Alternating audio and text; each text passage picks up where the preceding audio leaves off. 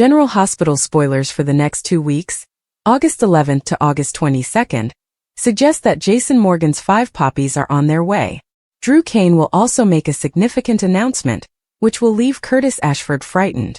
During the week of August 11th to 15th, Jocelyn Jacks will check in with Vaughn at the 5 Poppies, and she may have a close encounter with Britt Westbourne. Britt will continue to be threatened by Pascal, and may eventually be forced to return to the lab. Jocelyn will express frustration later, so she may protest about Jack Brennan's rules. Perhaps Jocelyn believes they can accomplish more than recon on this expedition, but Vaughn may remind her of the risks of going rogue. Back in Port Charles, Alexis Davis will explore launching a risky legal action. Depending on how Drew and Monica Quartermain's relationship progresses, this could include pursuing Scout Quartermain's custody. Monica may ultimately fail to reach Drew, resulting in his big announcement. Drew may become irritated by Alexis' antics and make it plain that his move to DC. Scouting will come eventually. Of course, Drew would love to reunite with Willow Tate and have her join the DC move. Drew will run into Willow and try to make amends, but Willow may refuse to budge. After Dante Falconeri has finished telling Liesl Obrecht that she may be arrested, someone else should be detained. Harrison Chase will be tasked with carrying out this arrest, which could jeopardize Giovanni Gio Palmieri's future. It appears that Gio will be apprehended for sneaking into Professor Henry Hank Dalton's lab, leaving Emma Scorpio Drake to deal with the situation. The same is true for Dante and Brooklyn Quartermain, who will feel forced to assist Gio, even if he does not want to be involved right now. Stella Henry will encourage Kai Taylor to battle hard and get Trina Robinson back. Stella is in for a nasty awakening when she finds she is the subject of an insurance fraud investigation. If there are suspicions that the congressman is to blame, Curtis's ceasefire with Drew may be called into question. Drew is definitely messing with Curtis and playing the long game when it comes to revenge. Drew will also make some twisted moves against Michael Corinthos, as he executes a new manipulation operation. Back with Chase, he'll make Willow his confidant and improve their relationship. If this trend continues, Willow and Chase may be on the verge of a romantic reconciliation. Anna Devane will press Jack Brennan for more information, while Jason travels to the 5 Poppies resort. Jason will dig around the property from August 18th to 22nd, and will eventually come face to face with Britt. That will undoubtedly result in some stunning stories on both sides, as Britt is unaware that Jason is still alive unless she sees the news online. Regardless, Jason will have questions for Britt, and will respond to them when the time comes. Jocelyn will find herself in more dangerous situations. Jason's presence at the 5 Poppies will cause chaos, so we'll see if Jocelyn's cover is revealed. Next, Kai may follow Stella's advice and fight harder to reunite with Trina. Is there anything Kai could say or do to sway Trina's opinion? Drew's manipulation will also worsen, so he'll continue to flex his authority in Port Charles, potentially putting a target on his back. Characters like the ominous Jen Sidwell are not individuals you want to cross, so stay tuned for updates on any potential danger. General Hospital spoilers predict the next 2 weeks will be filled with turmoil and shocks, so stay tuned. General Hospital spoilers reveal 3 bombshells are on the way for the ABC soap, as the show's co-head writers Chris Van Etten and Elizabeth Cortez spoke with Soap Opera Digest about what's in store for Britt Westbourne, Jason Morgan, and others. So let's get started. Jason Morgan endangers another while searching for Britt Westbourne. Chris Van Etten and Elizabeth Cortez tease that, while Jason has considered leaving Britt alone and has accepted her decision to stay away from Port Charles, he will change his mind, resulting in a dangerous situation. Van Etten and Cortez tell SOD that, what Jason doesn't know is that confronting Britt may put other people in danger. One person in particular, who is very close to him. It sounds like Jocelyn Jacks is the one the writing team is referring to, as she and her partner Vaughn are currently on their way to 5 Poppies Resort and in Britt's orbit. Joss is not only his best friend, Carly Spencer's daughter, but also his goddaughter, so it will be interesting to watch what happens. Is Caesar Faison alive? During their SOD interview, Van Etten and Cortez mention that Caesar Faison may be alive and involved in Britt's plot, which makes sense given his name was dropped this week. The co-head writers did admit that bringing old characters back from the grave can be difficult. However, they noted, it helps that Britt is the offspring of 2 larger-than-life parents. Faison and Obrecht exist in that soap opera space where anything is possible. Brooklyn's Rocco bombshell will get worse finally. Corta and Van Etten discuss Britt's comeback, which will have an impact on Rocco Falconeri, who recently discovered that Britt was the woman who carried and cared for him during his first few months. Brooklyn Quartermain's blunder of leaving the documents concerning Rocco's stolen embryo drama for him to discover has caused Rocco to gravitate towards Liesl. It has also infuriated Lulu Spencer. With Britt's impending arrival, it appears like things will spiral out of control, despite the fact that they should calm down. Jason's return to Port Charles was never going to be easy, but no one could have foreseen how things turned out on this cold late afternoon. The sun was setting low over the shoreline, painting the port in streaks of deep gold and amber, and the sound of gulls resonated through the air like a prelude to something grand. It wasn't only his return after months away that sent the city's rumor mill into overdrive. It was the way he returned, clutching a little black duffel containing the enigmatic 5 poppies, an object or collection of objects that only a select few knew. Those who knew Jason recognized that he did not carry symbols or prizes without a reason. Every decision he made was planned. And this one was no exception. The name 5 Poppies contained a hint of danger. Years ago, it came up briefly in conversations between Sonny and Brick, linked to a secret operation overseas that was too sensitive for even the most connected Port Charles insiders to fully understand. Poppies were a symbol of remembrance and loss, but in some circles, they were also associated with codes, missions, and blood-stained agreements. Jason's ownership of them was more than a coincidence. It was a message. Word spread immediately. Carly was the first to learn from someone down at the docks that Jason had been observed exiting a cargo vessel rather than taking a commercial flight. That in itself seemed unusual.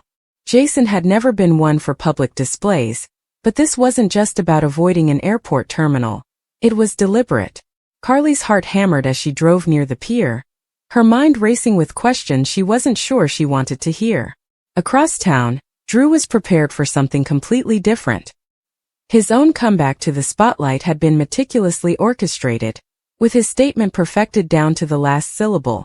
It was a moment he had been planning for weeks, if not months, and he had made sure nothing could overshadow it.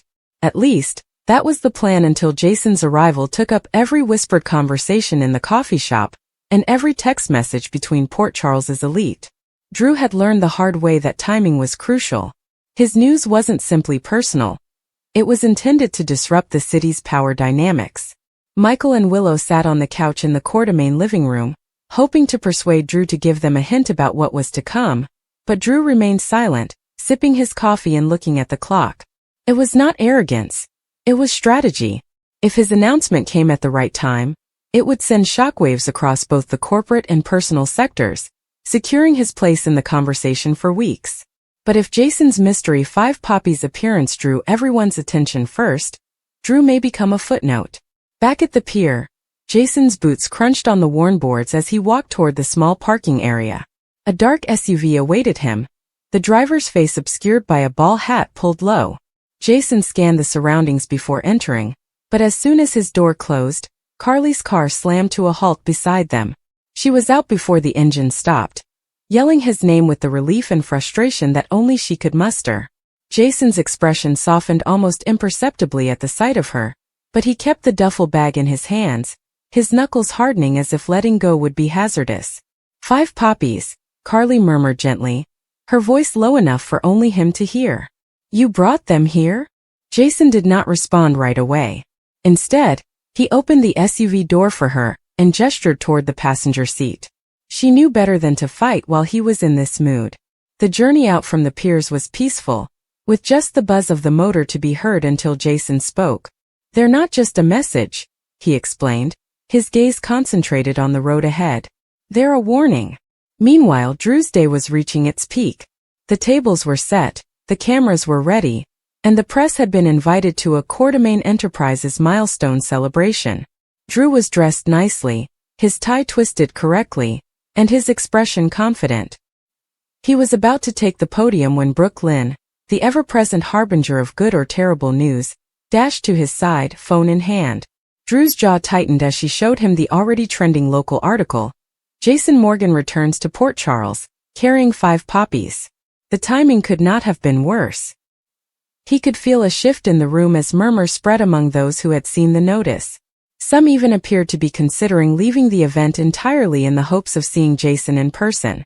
For Drew, this was more than just an inconvenience. It was a test. Did he continue or did he pivot?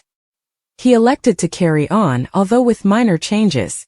The speech he had learned was revised on the spot, with the tone becoming harder and more pointed. He spoke of alliances and new initiatives that would reinforce Port Charles against emerging threats. And those who paid closely couldn't help but notice that his comments appeared intended at Jason, despite the fact that Drew never spoke his name. While Drew handled the crowd, Jason and Carly drove to a quiet industrial area away from the prying eyes of reporters. Carly crossed her arms and demanded an answer. Jason finally placed the bag on the bonnet of the SUV and unzipped it to reveal 5 immaculately preserved poppy flowers, each contained in a little glass dome. The sight was hauntingly beautiful, but Carly's countenance became darker.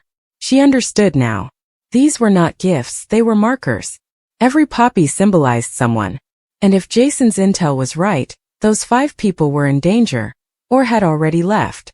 Drew's revelation proceeded at the Metro Court, where he revealed plans to combine ELQ with a foreign technology firm specializing in security systems. The agreement was significant, worth hundreds of millions of dollars, and established Drew as a global player. But beneath the commercial gloss, there was something else going on. Drew was preparing for a showdown, and the merger was his armor. Michael, who had been watching both crises unfold, realized the city was about to collide. Jason's homecoming has a way of altering loyalties, reopening old scars and challenging relationships. Drew's newfound authority was more than just business dominance. It was about gaining control of the board before Jason could make his first move. And the 5 poppies were more than simply a cryptic warning. They were a countdown. The darkness deepened, and the lights of Port Charles sparkled against the lake. Jason proceeded discreetly into the back passageways of a warehouse, where he met an old acquaintance who had arrived unnoticed. Information was exchanged, and with each passing minute the picture got clearer. The poppies were not randomly placed. Rather, they matched to certain spots. Something was coming, and it would not be subtle. Drew, meantime, welcomed his news with champagne and handshakes, but the flash of uneasiness in his eyes revealed him to anyone who looked closely. He knew Jason's presence wasn't a coincidence, and no matter how much power or influence he accumulated, Jason's method of operation, quiet, unrelenting, and very personal, could cut through it all. The city seemed to hold its breath as the 2 men traveled through the night, their paths set to collide sooner rather than later. Jason's hand stroked the duffel, as if to reassure himself that it was still there, real, and his duty. Drew examined his phone, looking for updates on Jason's actions while smiling for the camera. The power dynamic in Port Charles was shifting, and everyone could sense it. Jason's 5 poppies had come. Drew's major news had been made. And somewhere in the shadows, the next step was already being prepared. The whispers throughout Port Charles had been increasing for weeks, creating a tension that surrounded every conversation, odd glance, and surprise phone call. The head writers, though they were never seen, had a way of driving lives into disarray, and those who had been there long enough could tell when the first domino was about to fall. Whether Britt, Jason, and the others caught up in the city's never-ending web of secrets were aware of it or not, those bombshells were already in the works. Britt had begun staying at the hospital for longer nights, not because the work required it, though it always did, but because returning home felt like walking into a chilly, silent room where thoughts sharpened and loneliness set in. She was skilled at hiding it. At least she believed she was. But lately, Jason had begun showing up in unexpected places. Outside the staff elevators, in the corner booth at Kelly's, and even in the hospital parking lot when her shift was up. He never directly posed the question or pressed her to answer. Instead, he checked in by simply being there, calm and unreadable, and letting her decide whether she wanted to join him in silence or go away. They'd been through enough to understand that timing was never on their side, but something about the way he lingered recently made her question if he knew something she didn't. Britt had her own secrets, ones that could unravel more than just her own life, and she kept them tightly under wraps. But she could feel her power slipping. Too many coincidences. There were too many times when it appeared that someone was observing her too closely. Meanwhile, Jason had been carrying his own weight. It wasn't unusual for him. He'd been carrying other people's troubles for years, But this was different. He felt restless, knowing that the environment he was navigating was moving. The rules were shifting in ways that could not be ignored. Sunny had been unusually quiet lately, which was never a good sign. The absence of pandemonium from Sunny's corner indicated that the disorder had simply moved elsewhere. Jason had caught snippets of it, half-spoken threats, cryptic signals, and people disappearing from Port Charles without explanation. Even though neither Jason nor Britt had the complete picture, the first bombshell had already been dropped. It began with a name coming up in whispered chats. Someone who had been absent for years but was now back in the game. A ghost from the past who knew far too many people. Jason lacked proof, but if the rumors were correct, Port Charles's power balance was ready to erupt.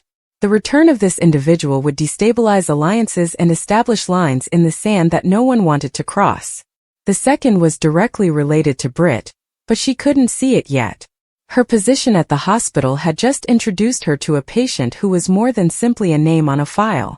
He had been discovered unconscious with no ID and no memory, but the way some people responded when his case came up showed Britt that he wasn't a stranger to everyone. She had observed the guarded expression in the cops' eyes as they questioned her, the sharpness in the voice of the woman claiming to be a distant cousin, and the stiffness in Jason's jaw when she mentioned the man's recovery. It was as if everyone knew more than they wanted to confess, and Britt was caught up in a risky situation without even knowing the rules. Jason, for his part, had begun tracking her movements not to interfere, but to ensure she was not caught off guard. He couldn't tell her the truth yet because he wasn't sure how deep this was. But he knew enough to discern when someone had been tagged, and Britt was in greater danger than she thought. The third bombshell was still developing, a quiet undercurrent that would draw in not only Britt and Jason, but also others who thought they had nothing to do with the impending storm. It started with a betrayal within the police department, the kind that turns investigations upside down and puts the wrong people in charge of the facts. Files would disappear. Evidence would be switched. Those who thought they had buddies on the force found themselves peering into strangers' faces. Elizabeth had also picked up on it. She had recently grown close to Britt, not in the way that closest friends do, but in the quiet solidarity of two women who had learned to survive in the same terrible town. Liz wasn't sure what was about to happen, but she'd heard enough from patients, visitors, and whispered conversations in the corridors to know something was up. And whenever Port Charles held its breath like this, the consequences were always negative. Britt's shift began on an ordinary Thursday evening, following a double shift that left her exhausted but attentive. She went into the supply closet for a moment of silence, and when she came out, her phone buzzed with a text from an unknown number. No greetings. There's no explanation. Just 6 words. You are not safe. Never put your trust in anyone. Her initial thought was to delete it, pretend she never saw it. But as she looked up, she saw Jason down the corridor, his eyes fixed on her, his expression unreadable. He gave a tiny nod, as if to affirm the warning without saying anything. From that point forward the days blurred. Every chat seemed weighted. Every glance seemed to last longer than it should. And the feeling of being watched intensified. Jason began showing up more frequently, not just around her shifts but also in unexpected places, outside the Metro Court on the pier, and even in the parking lot of her favorite coffee shop. He didn't always approach her, but she could feel his presence as a silent shadow following her moves. The connections that connected the 3 bombshells began to tighten. The mystery patient's recovery reached a milestone, bringing with it shards of memory, names, localities, and incomplete words that made Britt's stomach twist. Jason's research into the resurfacing ghosts from his past brought him right into Sunny's inner circle, where loyalties were beginning to fray, and the betrayal within the PCPD began to spill over, putting pressure on everyone who had previously trusted the system to protect them. By the time Britt realized how badly she was stuck in the center, it was too late to back out. The guy in her care was more than simply a patient. He was the key to uncovering a secret that people would die to keep. Jason's stalking was more than just a precaution. It was preparation for the moment when all they thought they knew crumbled. And the defection within the department was no longer a mere rumor. Arrests were made, but not against the guilty. Only the most important files were disappearing. In the midst of it all, one night transformed everything. Britt was walking home after her shift when she felt a presence behind her, footsteps that were too precise to be random. She turned a corner and found herself face to face with the man from her text messages. His attitude was relaxed, even casual, yet his words were impactful. If you wish to survive this, you must listen to me. Jason cannot shield you from what is to come. Before she could react, he placed a folded piece of paper in her hand and vanished into the darkness. Jason arrived moments later, scanning the street with razor-sharp awareness, his hand instinctively moving to her arm as if to ground her. She showed him the document without saying a word. He read it once, his jaw tightening, before folding it again and slipping it into his pocket. He simply stated, "We need to move," and Britt did not object for the first time. The storm had arrived and the bombshells the head writers had hinted at were no longer distant dangers. They were detonating one by one, reconfiguring relationships and tearing apart the thin fabric of safety to which the citizens of Port Charles had clutched. And in the midst of it all, Britt and Jason were forced to confront not only the danger surrounding them, but also the truths they had been ignoring for far too long. Because in Port Charles the past was never buried, the truth was never complete, and survival frequently hinged on trusting the person you least wanted to rely on.